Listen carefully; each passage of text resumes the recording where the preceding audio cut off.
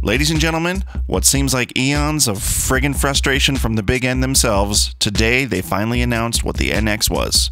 We welcome into the world the announcement of the Nintendo Switch. Now, let's gander a peek through this trailer and kind of decipher what we're seeing, what we think about it, and what we're afraid of and what we're excited about. As always, I'm your host, Adam Ronin. Let's go! Right off the bat, it looks like Nintendo is doing what I like to call the PlayStation approach with their marketing. Modern, upper-class apartments that no real person could really afford, 20-something-year-olds digging into video games on their fancy TVs. Yep, PlayStation approach. And also right off the bat, we see the new Zelda game, Breath of the Wild, that we're all really excited about, and it looks great on the TV. But what's this? The dog wants to go out? Oh, Nintendo, you sneaky bastards, what do you have in store? The Nintendo Switch.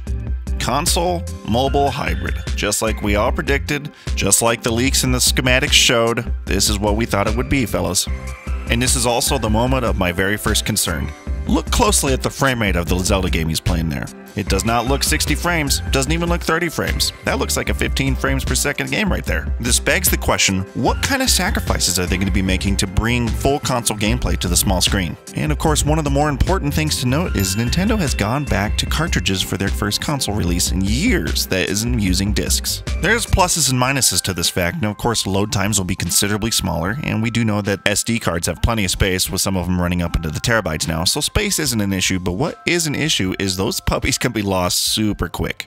It's also worth noting that right here on the airplane, he's playing the Skyrim remaster that's coming out for both the Xbox One and PlayStation 4, so I think Nintendo's trying to show you that, hey, guys, we've got something different that could be portable, played at home, and can keep up with the big dogs. What I think is also interesting is the demographic that they're pitching here. Typically, Nintendo's advertisements are always geared towards children and family entertainment, and it's kind of caused a lot of flack between hardcore gamers, but what we're seeing here is a lot of 20-something-year-olds playing Nintendo games. I think they're shooting for an older market with the Nintendo Switch. And probably what's most exciting about this trailer is the subtle reveal of a couple new games. Now, some could argue that this is just DLC for Mario Kart 8, but I'll bet dollars to slutty sugary donuts that that's Mario Kart 9. Now, there's two sides of the spectrum Nintendo in the last couple of years. So we know that the 3DS has been a monumental success, whereas the Wii U has been a monumental failure. I really think with what we're seeing here is a more matured and more well-informed Nintendo on their consumer base. I think they're starting to get a picture of what's important with gamers in 2016 going into 2017. We want great games. We want Marios. We want Zeldas, but we also want a system that can keep up with the Xbox and the PlayStation 4. And speaking of Mario and great games, that brings me to the second most subtle reveal of this trailer. With no official announcements, and they really just kind of slipped it in there to give you that quick Nintendo boner, but ladies and gentlemen,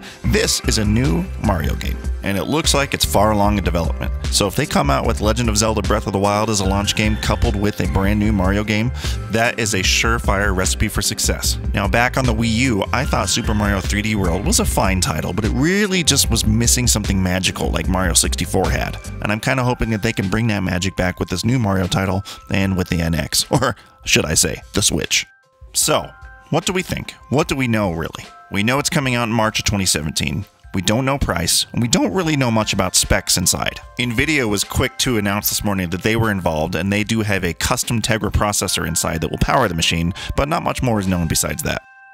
Something that really surprised me about this trailer was Nintendo's ability to show, hey, we care about esports. Now, it's no surprise that they use Splatoon as their esports example here in this trailer, as the competitive scene for Splatoon is just monumental, especially in Japan.